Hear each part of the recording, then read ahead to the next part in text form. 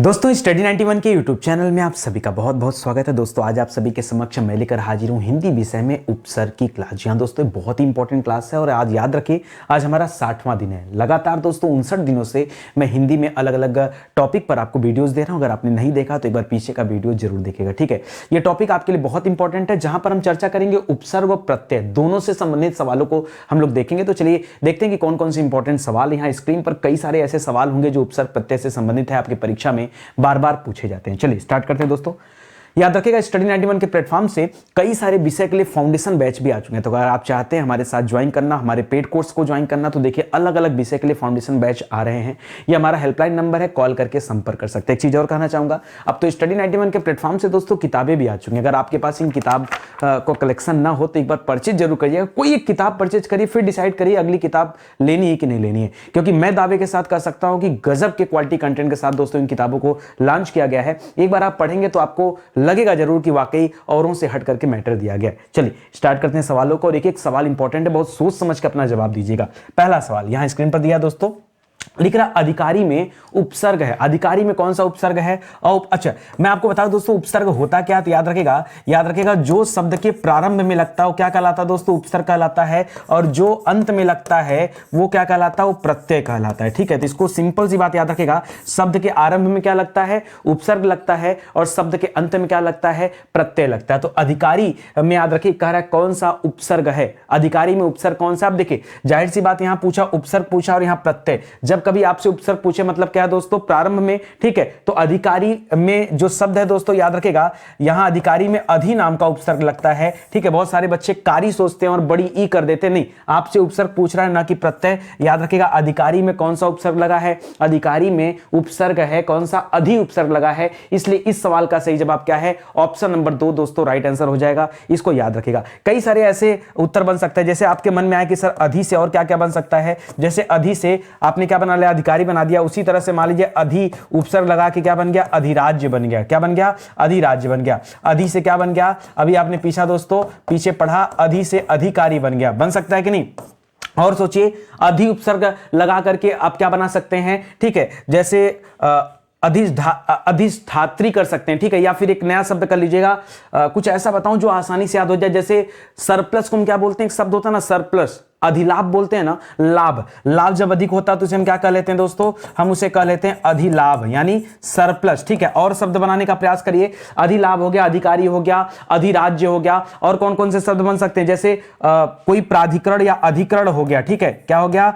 अधिकरण हो गया। ऐसे बहुत सारे शब्द हैं, तुरंत सोचने में दिमाग में नहीं आता। अभी जब 3-4 सवाल आ जाएगा सामने ना तो तुरंत दिमाग उस पर चलना शुरू हो जाएगा कि क्या उपसर्ग है क्या प्रत्यय है, सब कुछ आपको समझ आने लगेगा, ठीक है। चलिए आगे बढ़ते हैं। अगला सवाल देखिए, लिख रहा है निम्नलिखित में से किस शब्द में अ उपसर्ग नहीं लगा? बहुत ध्यान से पढ़िएगा क्या लिखा दोस्तों। कह रहा अ उपसर्ग जहां नहीं लगा वो बताइए। उपसर्ग होता क्या है? तो आपने पढ़ा है कि उपसर्ग हमेशा कहां लगता है? प्रारंभ में लगता है, ठीक है। और कहां पर नहीं लगा है? तो अकथ, अभेद, अचूक और अनुज, ठीक है। तो अगर मैं यहां बात करूं दोस्तों ऊपर के 3 में, तो यहां पर अ उपसर्ग क्या है? लगा है। यहां अनुज याद रखेगा, अनुज का तात्पर्य छोटा भाई होता है और अनुज जो शब्द है इसमें उपसर्ग नहीं लगा है। देखिए उपसर्ग लगाने और प्रत्यय लगाने से होता क्या है? किसी शब्द में उपसर्ग या प्रत्यय लगाने से एक नए शब्द का निर्माण होता है। क्या होता है दोस्तों? एक नए शब्द का निर्माण होता है, तब उसका अर्थ निकलता है, ठीक है। यहां अनुज जो शब्द दोस्तों इसमें अ उपसर्ग नहीं है, इसको ध्यान देंगे। बाकी अकथ यानी बिना कहे, कथ माने कहना होता है, कथन से बना है कथ शब्द, ठीक है। तो अकथ माने बिना कहे होता, कथ में अ जुड़ने से अकथ बन गया है। उसी तरह से भेद अलग चीज होता है, ठीक है। भेद में अ लगाने से अभेद बन गया है। चूक में अ लगाने से अचूक बन गया, ठीक है। तो याद रखेगा यहां अ उपसर्ग कहां नहीं लगा है, तो ये आपको जवाब मिल गया, ठीक है। लिख रहा है कि निम्नलिखित में से किस शब्द में नी प्रत्यय नहीं लगा है? नी प्रत्यय दोस्तों नहीं लगा, ये बताना है आपको। पहली बात प्रत्यय लगता कहां है? तो याद रखेगा प्रत्यय हमेशा शब्द के अंत में लगता है, ठीक है। लिख रहा है शेरनी, तो मूल शब्द था शेर। याद रखेगा मूल शब्द क्या था? शेर मूल शब्द था और शेर में क्या जुड़ गया? नी जुड़ गया, ठीक है। तो शेरनी हो गया। इसी तरह से मोर क्या है दोस्तों? मोर मूल शब्द है, मोर में नी जुड़ गया। इसी तरह से नौकर, याद रखेगा मूल शब्द क्या होता है? नौकर। नौकर में आनी शब्द जुड़ता है तो क्या बनता है नौकरानी। यही तो आपका उत्तर हो जाएगा। क्यों? क्योंकि पूछा कि कहां पर नी शब्द नहीं लगा है। ठीक है, तो याद रखिएगा कूट धन नी से क्या बन जाएगा कुटनी बन जाएगा। तो यहां पर सही जवाब क्या हो जाएगा नौकरानी। याद रखिएगा नौकरानी में नी प्रत्यय नहीं है, नौकरानी में आनी प्रत्यय लगा। क्या लगा दोस्तों? नौकरानी में आनी प्रत्यय लगा है, इसको ध्यान दीजिएगा। इसलिए इस सवाल का सही जवाब क्या हो जाएगा? ऑप्शन नंबर 3 दोस्तों आपका राइट आंसर हो जाएगा। ठीक है, चलिए ऐसे बहुत सारे बन सकते हैं। जैसे आपके दिमाग में आ जाए सर आनी प्रत्यय से और क्या क्या बन सकता है, आइए मैं लिस्ट बताता हूं। जैसे आनी से एक जवाब देखा आपने नौकरानी। ठीक है, इसी तरह से याद रखिएगा आनी प्रत्यय लगाकर सेठ में आनी लगा देते हैं तो सेठानी हो जाता है। ठीक है, याद रखिएगा। उसी तरह से देवर में आनी लगा देते तो क्या हो जाता है देवरानी हो जाता है। ठीक है, इसी तरह से जेठ में आनी लगा देते तो क्या बन जाता है जेठानी बन जाता है। तो ये सभी शब्द जो आप पढ़ रहे हैं दोस्तों ये आनी प्रत्यय लगाने से बना हुआ है। ठीक है, बाकी आपने शेरनी देख ही लिया। चलिए आगे बढ़ते हैं। लिख रहा दोस्तों उपसर्ग वह शब्दांश है जो,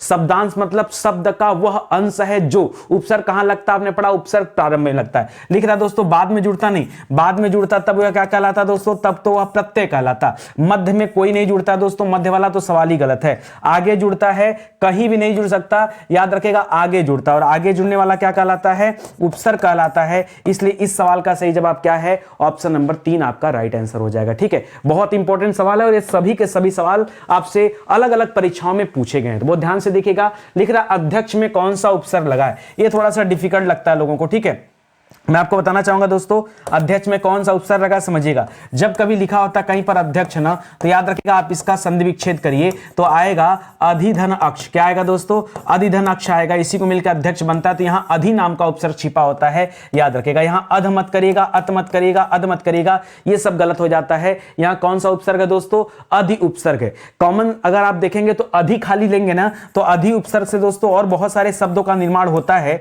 जिसमें से एक क्या है दोस्तों? एक अध्यक्ष भी है, और कई सारे शब्द तो बहुत आसान भी दिए गए हैं। ठीक है, कई सारे शब्द ऐसे भी हैं जो अधि उपसर्ग से बनते हैं, लेकिन वो औरों की अपेक्षा बहुत ज्यादा आसान होते हैं। जैसे दोस्तों मैं एग्जांपल दे दूं, जैसे मान लीजिए कहीं अधि से बन गया आधिक्य। क्या बन गया? आधिक्य। ठीक है, अधि उपसर्ग क्या बन गया दोस्तों? आधिक्य बन गया। या अधि उपसर्ग से क्या बन गया दोस्तों?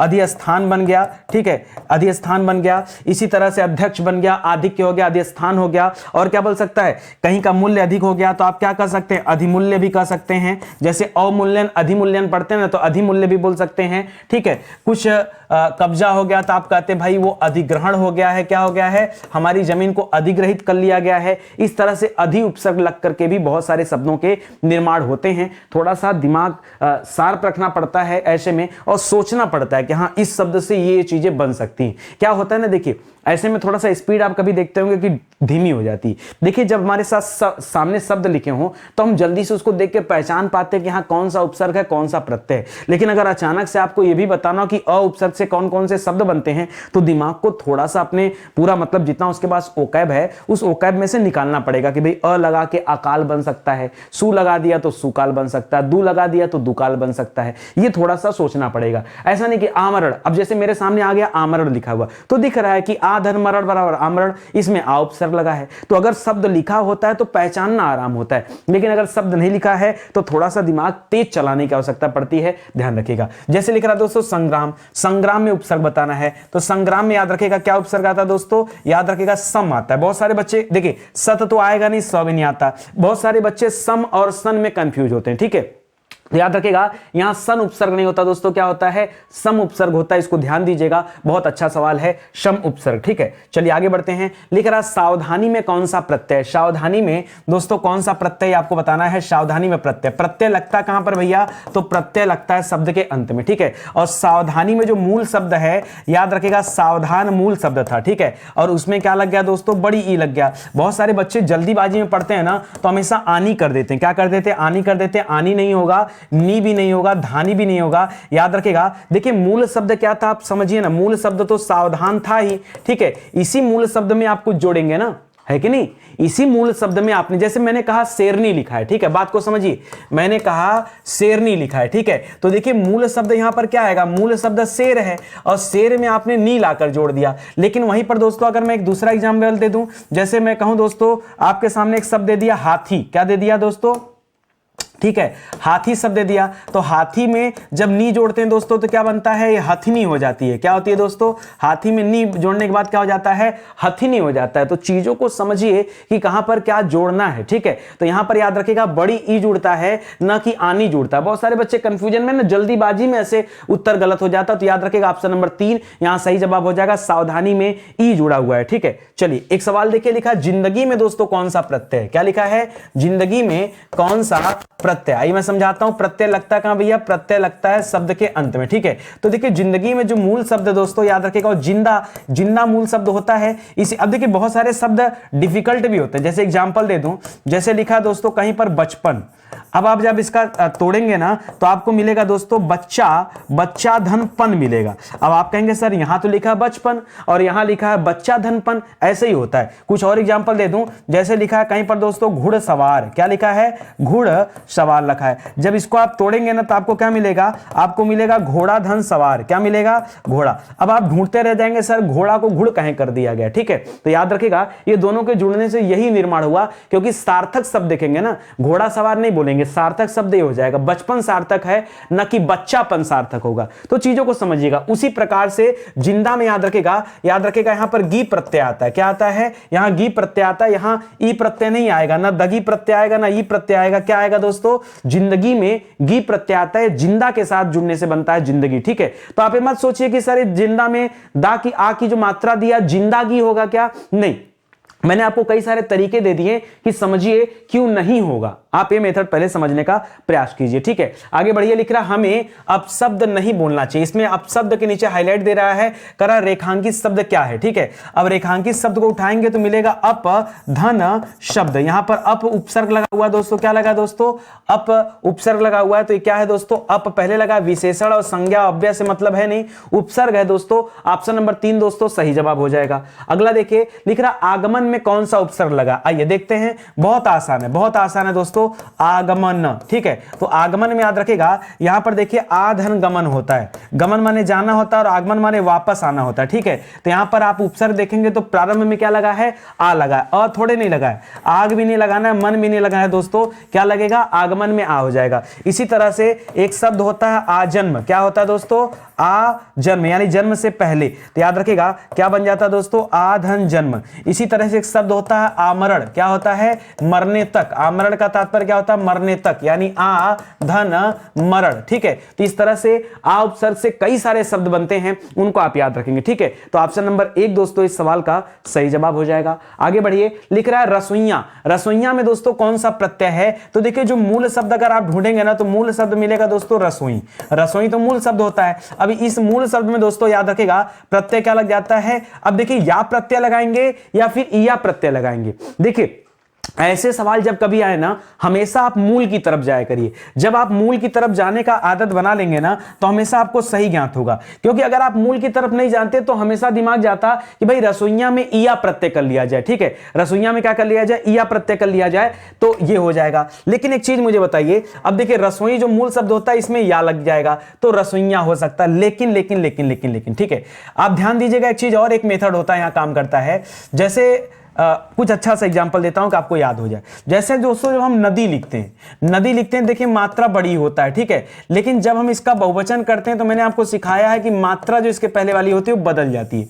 ये कॉन्सेप्ट दोस्तों यहां भी लगता है। ठीक है, जैसे दोस्तों मैं बात बता दूं, पीछे देखिए मैंने एक शब्द लिखा था हाथी, आप चेक करिएगा, हाथी में नी जोड़कर हथनी किया ना, उसी तरह से आप इसको भी याद रखेगा। रसोई जब लिखते हैं दोस्तों रसोई, तो रसोई में बड़ी की मात्रा, लेकिन जब रसोइया करते हैं रसोइया तो याद रखेगा यहां पर क्या करते हैं, मात्रा आप छोटी को कर दीजिएगा, ये हो जाता है दोस्तों रसोइया। ठीक है, तो रसोइया याद रखेगा, ये आपका हो जाएगा। एक चीज और बताना चाहूंगा, अब आप बताइए रसोइया में या प्रत्यय है कि इया प्रत्यय है। जब आप मूल शब्द देखेंगे तो मूल शब्द देखेंगे कि रसोई होता है और बच्चा सोचेगा कि या अलग हो गया तो चलो या को हम कर लेते हैं, वाला सही जवाब। लेकिन जैसे आप इसको करेंगे आपका जवाब क्या हो जाएगा, गलत हो जाएगा। क्यों, क्योंकि याद रखेगा ये अपवाद में आते हैं। इस तरह के सवाल क्या होते हैं, अपवाद में आते हैं, जनरली मूल से हट करके। याद रखेगा यहां पर शब्द आता है दोस्तों इया। क्या आता है दोस्तों, इया ही आएगा। यहां इया प्रत्यय होता है, रसोइया में इया प्रत्यय होता है, और इसमें बहुत सारा, जैसे बढ़िया में इया प्रत्यय हो जाता है, बढ़ धन इया, बढ़ना से बना है बढ़िया,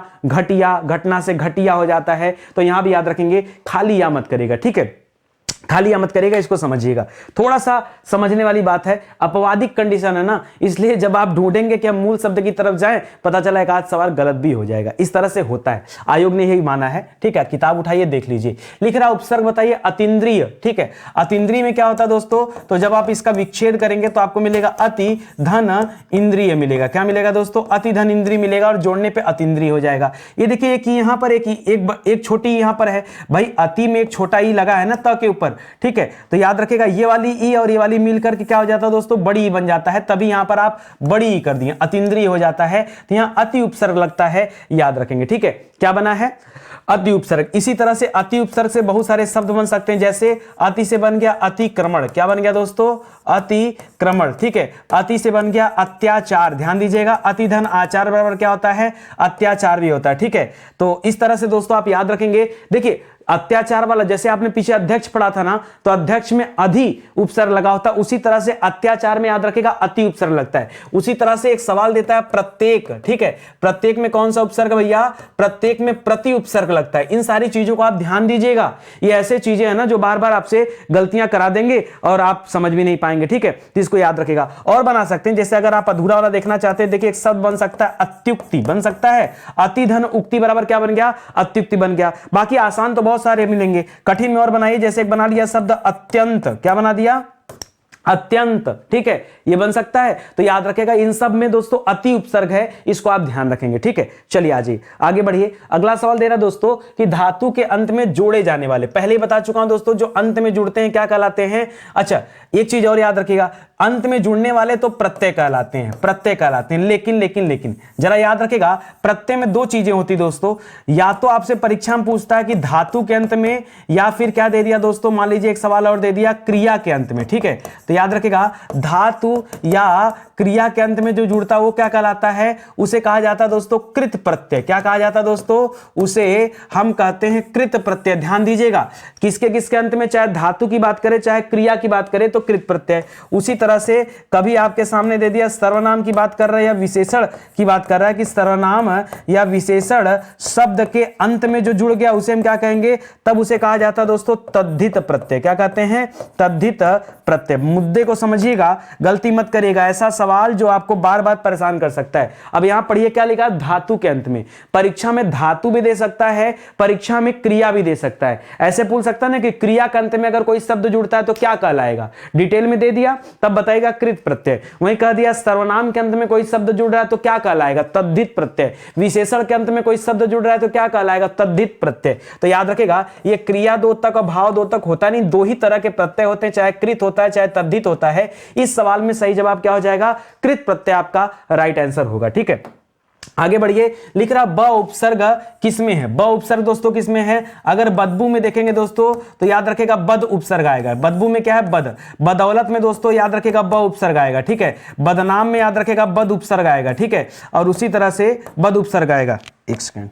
ठीक है, यहां बद उपसर्ग आ जाएगा। उसी तरह से बदहजमी में याद रखेगा बद उपसर्ग। पूछा क्या दोस्तों, पूछा है क्या कि इसमें ब उपसर्ग है, तो ये वाला जवाब आपका सही हो जाएगा कि बदौलत। याद रखेगा बद धन दौलत बराबर बदौलत होता है, इसमें बद उपसर्ग नहीं है, क्योंकि अगर आप बद को अलग कर देंगे तो आपको सही उत्तर नहीं मिलेगा, अपना मूल शब्द नहीं मिलेगा। दौलत में ब उपसर्ग लगने से क्या बना दोस्तों, याद रखेगा बदौलत शब्द बना है, इसलिए दोस्तों यहां ऑप्शन नंबर 2 आपका बिल्कुल सही जवाब हो जाएगा। ठीक है, इसको याद रखेगा ये। अच्छा, एक चीज और दोस्तों, कभी कभी एक सवाल और पूछ सकता है, जैसे बद दे दिया ना, पूछ सकता है कि बद ये किस भाषा का उपसर्ग है। इस तरह से भी दोस्तों सवाल बनता है। तो याद रखेगा अगर खाली बद दिया है ना तो बद को याद रखेगा ये उर्दू भाषा का उपसर्ग है। ठीक है, उर्दू फारसी में दोस्तों, उर्दू फारसी भाषा के अंतर्गत दोस्तों ये बद उपसर्ग का इस्तेमाल किया जाता है। लिख रहा दुकाल में कैसा उपसर्ग है, दुकाल में बताइए कैसा उपसर्ग है, दुकाल में हिंदी उपसर्ग है दोस्तों। ठीक है, क्यों, क्योंकि याद रखेगा दुकाल में दू धन काल होता है, दू धन काल होता है दुकाल। ठीक है, वैसे दू होता है। ठीक है, दूधन काल नहीं दूधन काल होता है, याद रखेगा। उसी तरह से सुधन काल बराबर क्या हो जाता है, सुकाल हो जाता है। ठीक है, तो ये सब याद रखेगा, हिंदी उपसर्ग के अंतर्गत आते हैं, ये उर्दू फारसी में नहीं आता। उर्दू फारसी की बात तब आता जब आपके सामने क्या दे देता, बद उपसर्ग दे देता, तब आता इसका बात। ठीक है, तो इसको याद रखेगा दुकाल हो जाएगा। ठीक है, आगे ध्यान दीजिए दोस्तों, स्टडी 91 के प्लेटफॉर्म से मैं बार बार आपसे कहता हूं, ये एक ट्रेलर वीडियो है। अगर आप इसको पढ़ करके आपको बहुत खुशी महसूस हो रही तो आप कल्पना करिए ट्रेलर वीडियो और इसी तरह से 3000 से अधिक सवाल दोस्तों हमारे बैच में कराए गए, अलग सवाल, यही वाले सवाल नहीं है, वहां और ज्यादा मेहनत से और ज्यादा डिस्क्राइब करके चीजों को पढ़ाया जाता है, पूरा चैप्टर वाइज आपको सीक्वेंस में चीजें दी गई हैं। आप आइए जुड़िए चैनल के साथ और पढ़ना शुरू करिए। हर एक विषय के लिए दोस्तों अब तो बैच आ रहे हैं, फाउंडेशन बैच आ रहा है, आप उसे ज्वाइन कर सकते हैं। दोस्तों स्टडी 91 के प्लेटफॉर्म से किताबें भी आने लगी हैं, आप मार्केट से भी परचेज कर सकते हैं, हमारे ऑनलाइन प्लेटफॉर्म से भी ले सकते हैं, बाकी अमेजन, फ्लिपकार्ट वगैरह वहां से भी आप किताबें परचेज कर सकते हैं। ठीक है, चलिए आगे बढ़ते हैं। अगला सवाल देखिए, लिख रहा प्रत्याशा। प्रत्याशा में किस तरह का उपसर्ग है? तो प्रत्याशा में मूल शब्द क्या आ जाएगा दोस्तों? प्रतिधन आशा। आशा में प्रति शब्द जुड़ने से क्या बन गया था? एक नया शब्द बना था प्रत्याशा, तो प्रति उपसर्ग आ जाएगा। इसी तरह से कहीं पर लिखा है प्रत्येक, क्या लिखा है? प्रत्येक, तो याद रखेगा इसका विच्छेद करेंगे तो मिलेगा प्रतिधन एक। ठीक है, तो याद रखेगा प्रति क्या दोस्तों? वही प्रति उपसर्ग यहां भी मिल जाता है। ठीक है, बाकी अगर डायरेक्टली देखें जैसे प्रतिदिन में कौन सा उपसर्ग है, तो प्रतिदिन में भी प्रति उपसर्ग है, वहां तो देख के आप बता सकते हैं, जहां छिपा होता है वहां थोड़ा सा दिक्कत वाली बात होती है। ठीक है, आगे बढ़िए। लिख रहा औपचारिक शब्द में कौन सा प्रत्यय लगा है? प्रत्यय लगता कहां है? तो प्रत्यय लगता है शब्द के अंत में। ठीक है, और औपचारिक में याद रखेगा, औपचारिक में दोस्तों इक प्रत्यय लगा। क्या लगा? इक। देखिए र पे छोटी की मात्रा तो बड़ा ई करने की जरूरत नहीं है, याद रखेगा इक प्रत्यय लगा है दोस्तों। इसी तरह से एक प्रत्यय बता दूं, जैसे कहीं लिखा है साप्ताहिक, क्या लिखा है? साप्ताहिक, तो यहां भी एक प्रत्यय मिल जाएगा। कहीं लिखा दोस्तों वार्षिक, तो यहां भी आपको एक प्रत्यय मिल जाएगा। कहीं भी लिखा दोस्तों मानसिक, तो यहां भी आपको एक प्रत्यय मिल जाएगा। ठीक, आप समझिए। इसी तरह से कहीं लिखा दोस्तों शारीरिक, क्या लिखा है? शारीरिक लिखा है, यहां भी आपको शरीर में एक प्रत्यय जुड़ने से क्या बन गया? शारीरिक बन गया। मानस में एक प्रत्यय जुड़ने से क्या बन गया? मानसिक बन गया। वर्ष में एक प्रत्यय जुड़ने से वार्षिक बन गया। सप्ताह में एक प्रत्यय जुड़ने से साप्ताहिक बन गया। अंश में एक प्रत्यय जुड़ने से आंशिक बन गया। इसी तरह से याद रखिएगा इन सब जगह पे क्या है? एक प्रत्यय देखने को मिल रहा है, इसको याद रखेंगे। अगला देखिए, कर बुरे अर्थ में प्रयुक्त होने वाला बद जो उपसर्ग दोस्तों, बद उपसर्ग कर किस भाषा का है? तो बता चुका हूं दोस्तों, बद उपसर्ग जो है ये उर्दू फारसी भाषा का है। ठीक है, जैसे बद से बदनाम बन गया, बद से बदबू हो गया, बद से बदसूरत हो गया, इस तरह से बद उपसर्ग से कई सारे शब्द बना सकते हैं। जैसे लिख दीजिए दोस्तों, अच्छा लिख ही रहे तो बदबू लिख दीजिए, बद से दोस्तों बदनाम लिख सकते हैं, बद से बदहजमी लिख सकते हैं, बदहजमी लिख सकते हैं। ठीक है, बद से बदमाश लिख सकते हैं। तो याद रखें दोस्तों, ये सब शब्द क्या है दोस्तों? ये बद उपसर्ग से बनने वाले शब्द हैं, इनको भी आप याद रखेंगे। ठीक है, चलिए आगे बढ़ते हैं दोस्तों। अगला सवाल देखिए, लिख रहा है इनमें से किसमें निर उपसर्ग का प्रयोग नहीं हुआ? ठीक है, निर में हलंत लगाएगा जरूर से दोस्तों, यहां हलंत नहीं है। निर उपसर्ग का प्रयोग कहां नहीं हुआ है? तो याद रखेगा ये निर्देश की बात करेंगे दोस्तों, तो क्या मिलेगा? याद रखेगा निर उपसर्ग मिलेगा। निर्बल में भी दोस्तों निर उपसर्ग मिलेगा, निर्वाह में भी मिलेगा। ठीक है, निशेष की बात करेंगे तो निशेष में याद रखेगा यहां पर नि उपसर्ग होता है, चाहे इस तरह से लिखिए चाहे इस तरह से लिखिए, निशेष। ठीक है, तो याद रखेगा ये आपका अलग हो जाएगा। आपसे निर पूछा था तो निर उपसर्ग निर्देश, निर्बल, निर्वाह में है। कहां निर उपसर्ग नहीं है? तो निशेष में दोस्तों निर उपसर्ग नहीं है, इसका आप ध्यान देंगे। ठीक है, निर का मतलब होता है बाहर या निषेध। ठीक है, आगे देखिए, समीप छोटा तथा गौण के अर्थ में, समीप छोटा तथा गौण के अर्थ में कौन सा उपसर्ग आता है? ठीक है, किसी चीज को नजदीक दिखाना है या फिर गौण यानी छोटा दिखाना है, तब उसके अर्थ में आप क्या लगाते हैं दोस्तों? तो याद रखेगा उर लगाते हैं, उत लगाते हैं, उ लगाते हैं या उप लगाते हैं। ठीक है, चलिए एक छोटा सा एग्जांपल मैं आपको देता हूं, भी ऑटोमेटिक आप चीजों को समझ जाएंगे। जैसे मान लीजिए मैंने दे दिया आपको, अच्छा मतलब समझिएगा, दो शब्द मैं लिख रहा हूं, एक लिख रहा हूं उप शब्द और एक लिख रहा हूं उत शब्द। ठीक है, देखिए उप का मतलब क्या होता है ना, जैसे किसी पे उपकार कर देना, तो उपकार करने का मतलब क्या हो गया दोस्तों? आप श्रेष्ठता दिखा रहे हैं। क्या दिखा रहे हैं? श्रेष्ठता। तो कहीं श्रेष्ठता दिखाना हो तो उपसर्ग लगता है, और कहीं पर उसकी किसी चीज को गौण दिखाना है तो वहां पर क्या लगेगा? उत लगता है। ठीक है, तो याद रखिएगा यहां छोटे के लिए होता है, बड़े के लिए होता है। अब आप समझिएगा कि कहां क्या पूछा है। अभी आप पूछा दोस्तों गौण दिखाने के लिए, तो क्या बताएंगे? उत उपसर्ग लगाएंगे, उ कोई उपसर्ग नहीं होता। ठीक है, याद रखेगा। यहीं अगर आपसे पूछ देता श्रेष्ठता दिखाना है या किसी चीज को बड़ा दिखाना है, तो क्या करते हैं हम? तब हम उप उपसर्ग लगा देते, तो याद रखेगा। ठीक है, इसको याद रखेंगे, यहां उत हो जाएगा। ठीक है, चलिए आगे देखते हैं दोस्तों। आगे लिख रहा है परिक्रमा में कौन सा उपसर्ग लगा? परिक्रमा में परि उपसर्ग लगा है, चाहे परिक्रमा में कर लें चाहे, अच्छा और एग्जांपल देख लीजिए, जैसे कहीं पे लिखा परिक्रमा, कहीं पे लिखा दोस्तों परिभ्रमण, भ्रमण में परि उपसर्ग लग के क्या बन गया दोस्तों? परिभ्रमण हो गया।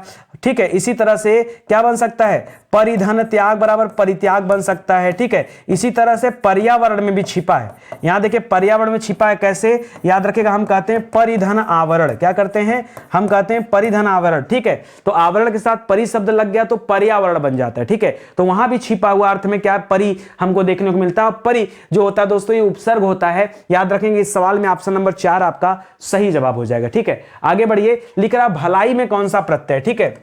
भलाई में मूल शब्द क्या दोस्तों, भलाई में मूल शब्द भला है, और भला में क्या लग जाता है दोस्तों, याद रखेगा भलाई में आई प्रत्यय लगता है, ठीक है। अब बहुत सारे बच्चे कहेंगे सर क्यों ना भला अगर मूल शब्द था तो सर इसमें ई जोड़ करके भलाई कर देते, ऐसा भी तो सर कर सकते थे, लेकिन ऐसा नहीं होता दोस्तों। ये आपका क्या है, ये आपका गलत है, याद रखेगा। और ये आपका दोस्तों सही है, भला में आई प्रत्यय होता है, ठीक है। ये ठीक उसी तरह से जैसे पीछे अभी मैंने आपको बताया कि रसोइया, क्या बताया दोस्तों, तो आप पढ़े थे कि रसोई धन ईया होता है, रसोई धन ईया होता है, ये सही होता है। वहां खाली आप क्या करिएगा, खाली या मत लगाएगा, या प्रत्यय नहीं होगा। ये उसी तरह से इसको भी याद रखेंगे। बहुत सारे बच्चे सोचेंगे कि भला मूल शब्द है तो क्यों ना ई जोड़ दिया जाए। अरे भाई ऐसे देखेंगे तब तो बुरा भी, बुरा शब्द लिखा है तो बुरा में ई जोड़ दीजिए खाली, ठीक है। तो बुरा में ई जोड़ के क्या करेंगे, बुराई कर लेंगे, नहीं, बुरा में ई शब्द नहीं जुड़ता दोस्तों, ये आपका गलत हो जाएगा।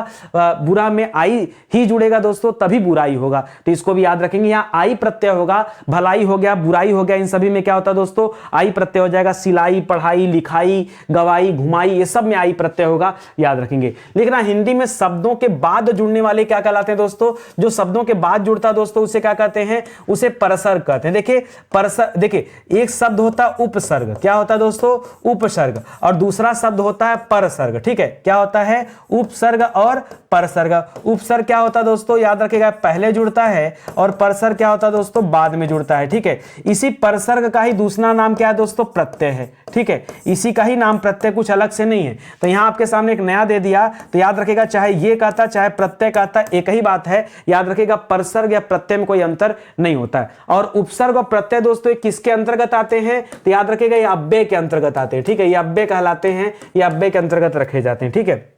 आगे बढ़िए, लोगों ने उसे मार मार कर अधमरा कर दिया। ये अध क्या है दोस्तों, ये अध उपसर्ग है, पहले लगा है ना, तो क्या हो जाएगा, उपसर्ग हो जाएगा, अव्यय से कोई लेना देना नहीं। प्रत्यय तब लगता, तब कहलाता जब ये अंत में लगता, ठीक है। ये प्रारंभ में लगा, इसलिए ऑप्शन नंबर 1 हो जाएगा। करा उत उपसर्ग से निर्मित है। देखिए अवकाश की बात करेंगे तो यहां उत दिख ही नहीं रहा है, अपकार में अप दिख रहा है। उच्चारण की बात करेंगे तो याद रखेगा उत धन चारण होता है, उत धन चारण होता है, यहां उत दिखेगा आपको, और यही आपका सही जवाब हो जाएगा। अध्ययन में याद रखेगा, अध्ययन में कौन सा, जैसे अध्यापक में, अध्ययन में क्या होता है दोस्तों, अधि उपसर्ग होता है। अध्यक्ष में, इन सब में दोस्तों अधि उपसर्ग होता है, इसे भी आप याद रखेंगे, ठीक है। और आगे आइए, लिख रहा बच्चा में पन जोड़ने से क्या बनता है दोस्तों, पहले ही बता चुका हूं, बच्चापन नहीं होता, बचावन नहीं होता, बचावपन नहीं होता, क्या होता है, बचपन होता है, ये पहले भी समझा चुका हूं। लिख रहा पुस्तकी में कौन सा शब्द प्रत्यय है बताइए, तो पुस्तकी की बात करेंगे तो पुस्तक आपका मूल शब्द हो जाएगा। अब पुस्तक में क्या जुड़ गया, तो याद रखिएगा ई, और छोटा ई की बड़ा आई, तो पुस्तक में मात्रा क्या है, बड़ी की है ना, तो की या नहीं है दोस्तों, यह भी नहीं, ई प्रत्यय जुड़ा है, खाली छोटी मत करेगा। जब आप देख रहे हैं कि पुस्तक के ऊपर बड़ी की मात्रा लगा तो आप अपने मन से दिमाग क्यों खर्च करते हैं कि यहां छोटी ई लगा दिया जाए, क्या ऐसा मत करेगा, बड़ी ई दोस्तों आपका सही जवाब होगा। लिख रहा परा उपसर्ग का अर्थ क्या है, ठीक है। परा उपसर्ग का अर्थ क्या दोस्तों, तो परा का अर्थ होता है उल्टा।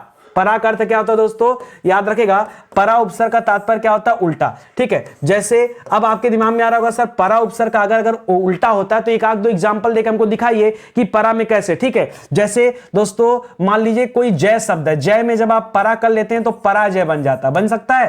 तो याद रखेगा ये परा लग करके क्या कर दिया, जय का उल्टा कर दिया, पराजय हो गया। इसी तरह से जीत में परा लगाकर क्या बना सकते हैं, पराजित कर सकते हैं। इसी तरह से आप याद रखेंगे दोस्तों, तो परा उपसर्ग, परा अगर कहीं लग जाता शब्द तो वो अपने आप का उल्टा हो जाता है, याद रखेगा। इसी तरह से अ को निषेध कहते हैं, अ को उल्टा भी कहते हैं, विलोम भी कहते हैं, निषेध भी कहते हैं। लिख रहा उपसर्ग को क्या कहते हैं, तो उपसर्ग को दोस्तों अव्यय कहा जाता है, चाहे अव्यय कहिए चाहे उपसर्ग को दोस्तों शब्दांश भी कहते हैं। क्या कहते हैं, अव्यय या शब्दांश कहा जाता है, वाक्यांश शब्द और पद नहीं कहेंगे, ठीक है। आगे बढ़िए, लिख रहा अध्यक्ष में उपसर्ग कौन सा दोस्तों, तो बताएं दोस्तों, कई बार आपको बता चुका कि अध्यक्ष में क्या हो जाएगा, अधि उपसर्ग हो जाएगा, अ ध नहीं अधि उपसर्ग हो जाएगा। तो याद रखेगा यहां ऑप्शन नंबर 3 सही जवाब हो जाएगा, ठीक है। आपको लग रहा होगा सर काफी आसान सवाल हैं। आसान से मतलब नहीं है, आप ये देखिए कि आपके परीक्षा में आए कि नहीं। मैं कह रहा हूं दोस्तों, आप बार बार ये सभी सवाल आपके परीक्षा में आए हैं, विश्वास कीजिए और समझिए, ठीक है। तो फटाफट हमारे साथ करते चलिए। हिंदी में तो हम लोग लगातार प्रैक्टिस ही कर रहे हैं दोस्तों, और आज तो हमारा 60वां दिन कंप्लीट हो गया, ठीक है। तो 60 दिन मतलब 6 त्रिक 1800 सवाल दोस्तों अब तक मैं आपको समझा चुका हूं। अगर आप सीक्वेंस से पढ़ते हैं, रोज सीरीज को कंटिन्यूटी के साथ देखते हैं, तो निश्चित रूप से हिंदी में आपकी पकड़ इतनी मजबूत हो जाएगी कि कहने की कोई बात ही नहीं। बाकी तो अगर कोई कमजोरी लग रही है आपको हिंदी में, तो फिर इंडिविजुअल बैच ज्वाइन कर लो। उसको पढ़ने के बाद आप एग्जाम ही नहीं पास करोगे केवल, आप मास्टर भी हो जाओगे, ठीक है। मतलब इतनी अच्छी हिंदी पढ़ाई गई कि आप हिंदी पढ़ा सकते हो दूसरों को, इतना ज्यादा आपको एडवांस कर दिया गया, ठीक है दोस्तों। बहुत सारे विषय आपको यूट्यूब पर पूरी तरह से पढ़ा दिए गए हैं। ये उन्हीं के हैंड रिटन नोट्स हैं जिन्हें आप हमारे वेबसाइट या एप्लीकेशन के माध्यम से परचेज कर सकते हैं, ठीक है। तो चलिए आज के लिए इतना ही काफी है। मिलते हैं दोस्तों अगले लेक्चर में, तब तक के लिए बहुत बहुत धन्यवाद आपका। जय हिंद, जय Bharat. Thank you so much.